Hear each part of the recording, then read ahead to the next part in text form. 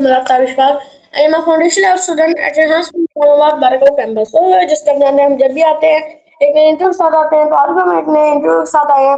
आज का हमारे गेस्ट का नाम है मोहम्मद अबूबकर सिद्दीक। एक सवाल हम इनसे चंद सवाल करेंगे, इनकी लाइफ जानने के बारे में कोशिश करेंगे। सबसे पहले अस्सलाम वालेकुम। वालेकुम सलाम। जी, कैसे हैं आप? जी करम है अल्लाह पाक, आप हैं कैसे? जी अल्हम्दुलिल्लाह, मैं भी ठीक। फर्स्ट ऑफ ऑल आप अपना इंट्रोडक्शन करा दें तो कि जो हमारे में आपको नहीं जानते वो जान सकें। मेरा नाम अबू बकर सदीक है। मैं हूँ साइंटिफिक ऑफिसर इंटरनेशनल कॉपरेशन के अंदर, जो पाकिस्तान एग्रीकल्चर रिसर्च काउंसिल जो कि आती है ministry of national food security and research के अंडर में। तो वहाँ पे मैं as a scientific officer okay, काम करूँ। ठीक है। सो आप पाकिस्तान के ज़री शोबे से कब से वाबस्ता हैं? मैं पाकिस्तान के ज़राई शोबे से जो यहाँ पे जो जॉब है वहाँ वो 2023 में है। वैसे मैं एग्रीकल्चरल बैकग्राउंड से भी हूँ, एग्रीकल्चर की मैं आगे डिग्रीज है मेरे पास। ठीक है। पाकिस्तान के ज़राअत की मौजूदा सूरत हाल आपको कैसे, मतलब आप कैसे देखते हैं उसे?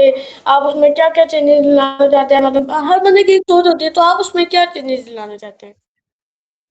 पाकिस्तान एक एग्रीकल्चर बैकबोन कंट्री है, जो कि टोटली डिपेंडेंट है एग्रीकल्चर के ऊपर। 40% जो पाकिस्तान का जो लोग हैं वो डायरेक्ट या इनडायरेक्ट एग्रीकल्चर से हैं। 19.5 जीडीपी जो पाकिस्तान की है वो भी एग्रीकल्चर के साथ ही लिंक है। तो पाकिस्तान का यानी ओवरऑल अगर हम सिनेरियो देखें तो एग्रीकल्चर के ही मेंस डिपेंडेंट है। पाकिस्तान में जो इम्पोर्ट है, अगर इम्पोर्ट एंड एक्सपोर्ट की बात की जाए तो सबसे बड़ा जो एक्सपोर्ट के अंदर जो पाकिस्तान की मदद करता है 32 बिलियन के अंदर जो मदद करता है वो सबसे ज्यादा एग्रीकल्चर ही है। तो आगे जो है ठीक है। जी, जी। जी, बताएँ हाँ आप आगे प्लीज़। पूछिए। ओके, मैं आपसे ये कह रहा हूँ कि पाकिस्तान की मशहूरियत में ज़राअत का क्या किरदार है? वही बताया मैं आपको, पाकिस्तान की जो मैशत में ज़राअत का जो किरदार है वो यही है कि पाकिस्तान का 19.5 जो है जीडीपी पाकिस्तान का वो ज़राअत से आता है। 40% लोग इसी से वाबस्ता हैं, जो डायरेक्ट और इनडायरेक्ट एग्रीकल्चर से रिलेटेड।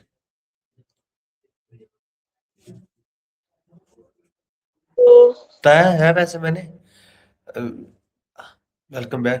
जो हमने वो पहले बताया है कि जो पाकिस्तान में ज़राअत की जो मैशत है उसका उसमें सबसे बड़ा रोल जो है वो एग्रीकल्चर का है। एग्रीकल्चर के अंदर यानी 19.5 जो है जीडीपी पाकिस्तान का वो एग्रीकल्चर से आता है। 40% लोग पाकिस्तान के डायरेक्ट और इनडायरेक्टली अटैच इससे है। पाकिस्तान की सबसे बड़ी मेजर एक्सपोर्ट के अंदर सबसे बड़ा जो किरदार है वो एग्रीकल्चर बेस्ड गुड्स का है। और पाकिस्तान का एग्रीकल्चर के इकोनॉमिक्स के अंदर सबसे मेन जो किरदार है वो पाकिस्तान की एग्रीकल्चर का है। और पाकिस्तान एग्रीकल्चर बेस्ड कंट्री है। ठीक है। तो जो किसान हैं, उन्हें सबसे ज़्यादा किन मुश्किलात का मतलब सामना करना पड़ता है? वो मल्टी फैक्टर जो ये एक ओपन ओपन एयर इंडस्ट्री है, मतलब ऐसे ये इंडस्ट्री ऐसे तो एग्रीकल्चर जो इंडस्ट्री है वो ऐसे तो नहीं है कि किसी चार दीवारी के अंदर है या किसी, इसके अंदर मल्टी फैक्टर होते हैं। बायोटिक भी हो जाए, बायोटिक फैक्टर मतलब कि जो एबायोटिक फैक्टर, एबायोटिक फैक्टर मतलब ऐसे फैक्टर आ जाते हैं जो कि कंट्रोल में नहीं है, जैसे मौसमियात है, क्लाइमेट चेंज है, वो अगर फार्मर के कंट्रोल में नहीं है, किसी के कंट्रोल में नहीं है। दूसरा लेजिस्लेटिव प्रॉब्लम जो है हमारे यहाँ वो बहुत ज्यादा है कि जोन पाकिस्तान के बनाने की जरूरत है जो कि एग्री फार्मर को सपोर्ट करे। ठीक है। सो आपने तालीम कहाँ से हासिल की और आपने कितनी क्लासेस वगैरह पढ़ी हैं?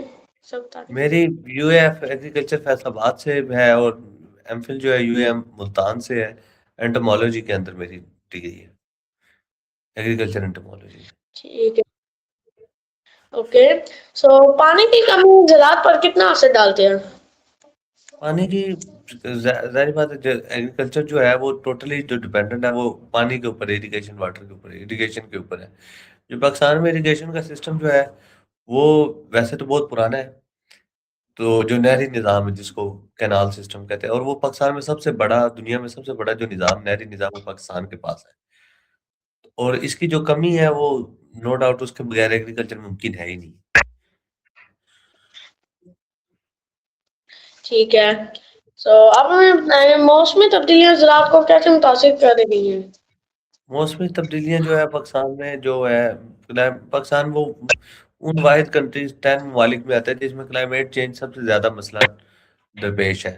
پاکستان میں جو لاسٹ تقریباً 5 ایئر کے اندر جو پیٹرن ہے بارشوں کا وہ پاکستان میں اس لیول کا متاثر کیا ہے کہ انہوں نے پچھلے سال ہماری ایک بڑی کاٹن انڈسٹری جو ہے وہ بالکل رند ہو چکی ہے. اس کو اس لیول پہ ہمارے یہاں سب سے بڑا جو ہے پاکستان کی سب سے زیادہ ایکسپورٹ جو تھی وہ لینن اور کاٹن تھی. تو ہمارے یہاں دونوں ہی چیزیں ہمارے یہاں یعنی ایک ہی چیز سے آتی تھی. کاٹن سے کاٹن انڈسٹری ایگریکلچر بیس کنٹری تھی. ایگریکلچر بیس وہ تھی گڈس تھی. تو وہ اگر کلائمیٹ چینج کی وجہ سے وہ اب پاسبل ہی نہیں رہی کہ وہ اس لیول کا ہم اس میں سے اٹھا سکیں پروڈکشن اٹھا سکیں. جی جی جی آپ کی آواز نہیں آ رہی. جی بولے آپ بولے میں ہیلو. اس کو یہ ہے کہ اگر یعنی پاکستان میں جو ہے جو کلائمیٹ چینج ہے وہ بہت زیادہ اثر انداز میں آپ کی کیا رائے ہے؟ آپ کیا کہنا چاہیں گے؟ جو ماڈرن ایگریکلچر جو ہے جس کو ہم مشینری ایگریکلچر ہے اس کا سٹارٹنگ تو ہمارے یہاں ہو چکی ہے. اس کو کوآپریٹو فارمنگ کہتے ہیں, اس کو ڈرپ اریگیشن سسٹم کہتے ہیں, سینٹرل پیوٹ سسٹم ہے. یہ والے ماڈرنائزیشن کی طرف ہم جا رہے ہیں. لیکن ہمارا جو کیونکہ ہمارے لینڈ ہولڈنگ کیپیسٹی فارمر کے پاس کم ہے اور یہ کوآپریٹو اور یہ جو ماڈرنائزیشن ہے یہ بہت زیادہ ہائی لیول کے اوپر جا کے چلتی ہے. پاکستان میں جو مسئلہ ہے وہ لینڈ ہولڈنگ کیپیسٹی کا ہے کہ پاکستان کے پاس فارمر کے پاس اس لیول کی زمین نہیں ہے. اگر فارمر کے پاس زمین ہے تو اس کے پاس ریسورسز نہیں ہے, جس کی وجہ سے ہم ماڈرن ایگریکلچر کی طرف جا نہیں رہے. لیکن ہم آہستہ آہستہ موو آن ہو رہے ہیں ان کی طرف, ماڈرن ایگریکلچر. تو آپ کہاں رہتے ہیں؟ میں اسلام آباد میں ہی, میری ہے پاک سیکریٹریٹ منسٹری کے اندر, ministry of national food security and research میں. آپ اس سے پہلے اپنے مطلب شہر کا, اپنے تحصیل وغیرہ کا نام بتا دیں پلیز. اس سے پہلے ہم جہانیہ خانیوال میں رہتے تھے. جو اوکے. حکومت کسانوں کو کتنی مدد کر رہی ہے زراعت کے معاملے میں؟ حکومت ہمارا لیجسلیٹو پرابلم نہ ہو تو حکومت ساری چیزیں سبسیڈائز کر رہے ہیں ہم فارمر کو. فار ایگزامپل جو ہے کسان کارڈ ہے ایک, اور اس کے علاوہ ہم سارے فرٹیلائزر کے اوپر سبسیڈائز کر رہے ہیں.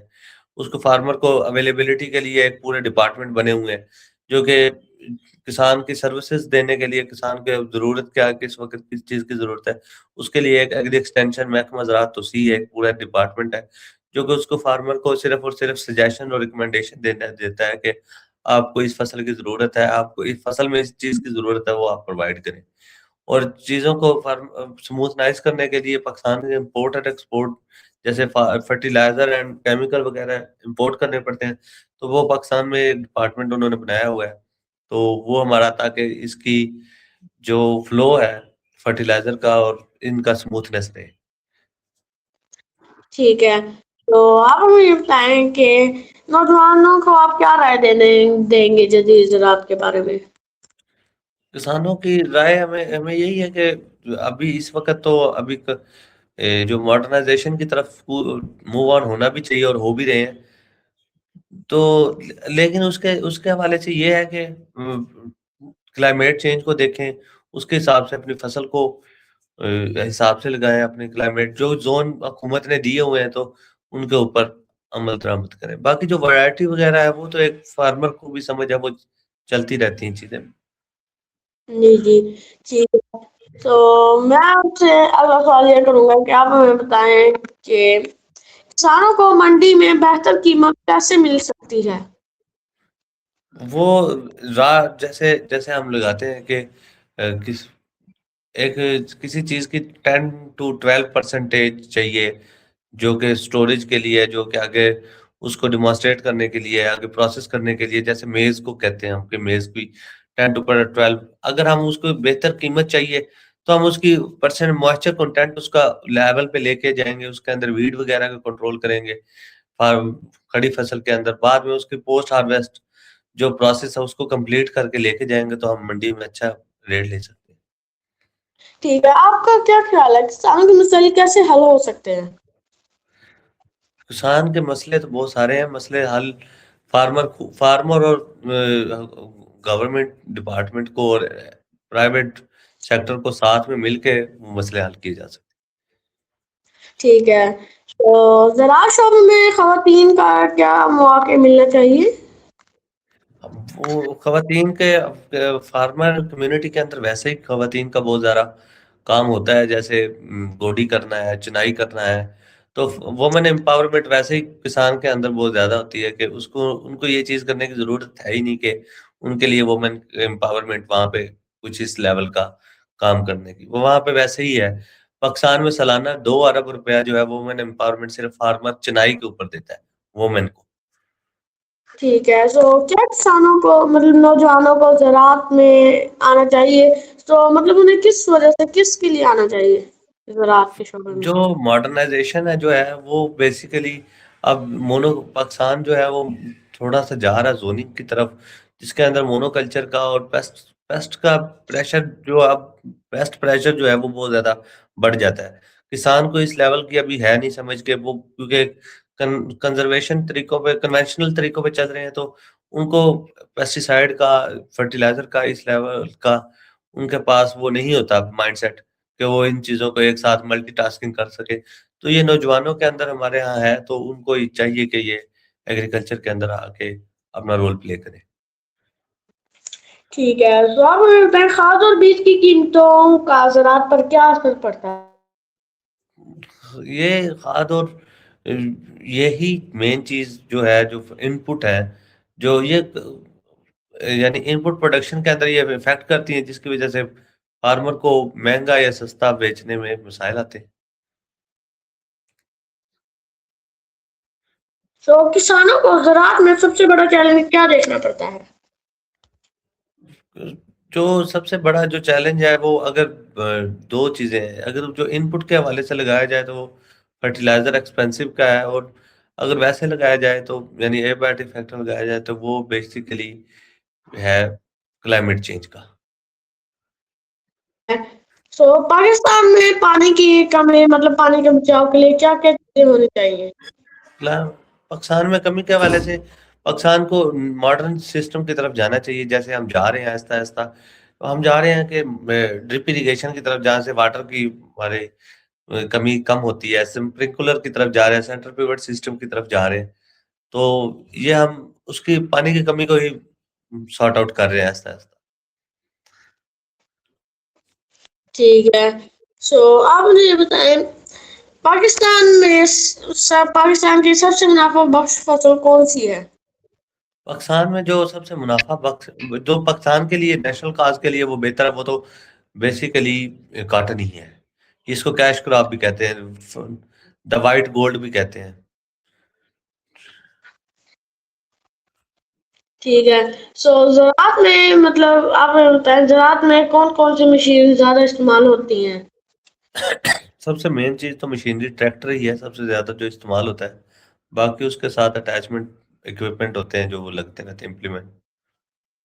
ٹھیک ہے، سو فصلوں کی پیداوار بڑھانے کے لیے کیا کرنا چاہیے؟ اچھے بیج کا استعمال کرنا چاہیے، well time at a well time آپ کو فرٹیلائزر یوز کرنی چاہیے جی۔ ٹھیک ہے، سو جو گندم ہے اس کی مطلب بڑھانے کے لیے گندم کی اس کے مطلب لیے جو ہوتی ہے دو چیزیں پیداوار ایک تو ہاں اس کے لیے چاہیے۔ سیڈ، بہترین سیڈ، معیاری سیڈ جس کو کہتے ہیں، اور فرٹیلائزر کا بر وقت استعمال۔ ٹھیک ہے، تو موسمیاتی تبدیلی سے بچنے کے لیے حکومت کو کیا عملے ہونا چاہیے؟ ہمیں جو ہے وہ ورائٹی ایسی بنانی چاہیے جو کلائمیٹ کے لیے ٹالرنٹ ہو، جو واٹر ڈراؤٹ کو ٹالریٹ کر سکے، یہ یہ حکومت کو چاہیے۔ ٹھیک ہے، زراعت میں کامیابی کا راز کیا ہے؟ مطلب زراعت میں ہم کیسے کامیاب ہو سکتے ہیں؟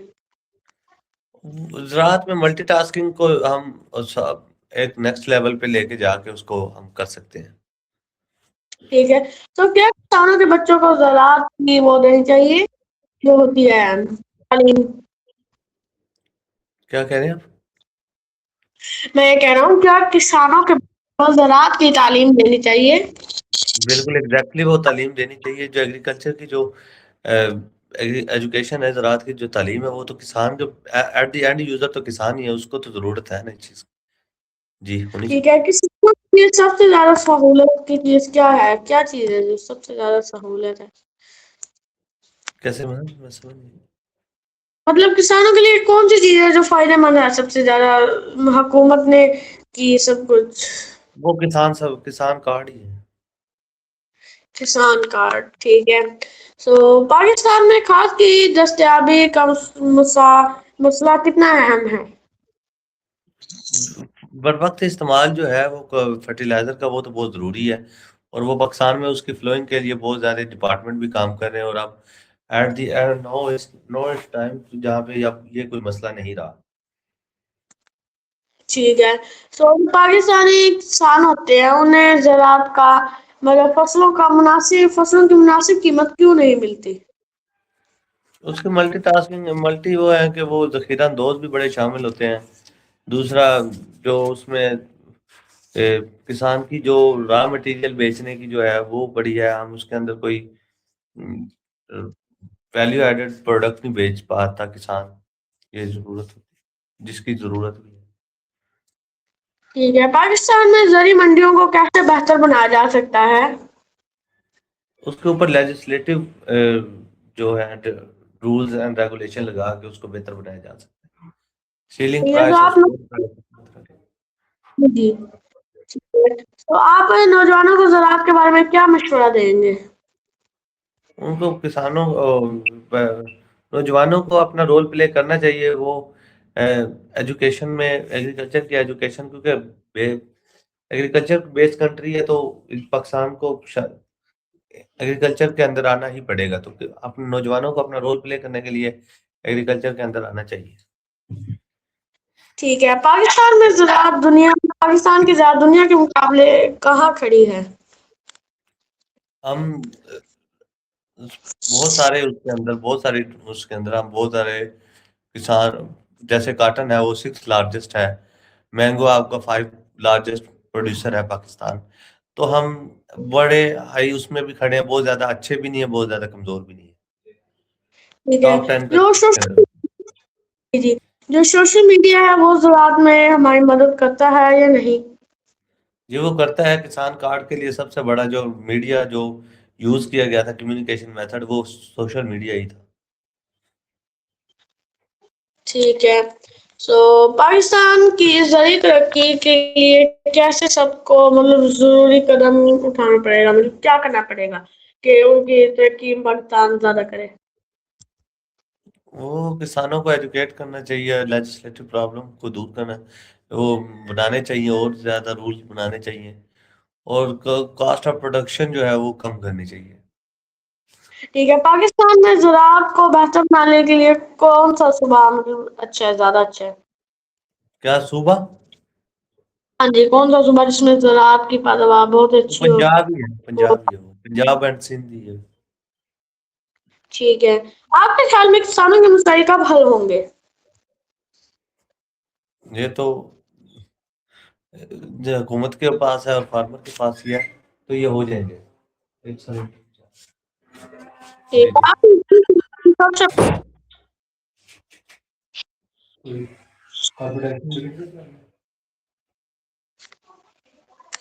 جی. ہے.